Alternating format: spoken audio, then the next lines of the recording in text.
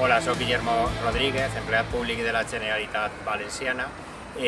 Jo vaig ser objector de consciència al servei militar fa ja alguns anys i després soc voluntari social des dels 18 anys en l'àmbit sobretot de la discapacitat i de la cooperació al desenvolupament.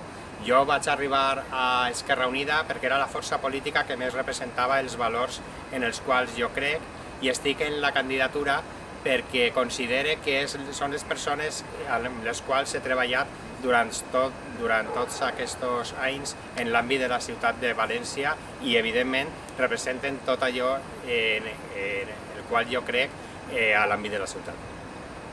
Hola, yo soy María José Contreras, soy empleada pública en la Consellería de Sanidad y militante de Esquerra Unida y de Comisiones Obreras. Mi participación en esta candidatura es porque para mí representa honestidad, trabajo y pluralidad. Y yo quiero colaborar con todos ellos porque especialmente también tengo muy buenos amigos ahí, con los que he coincidido siempre.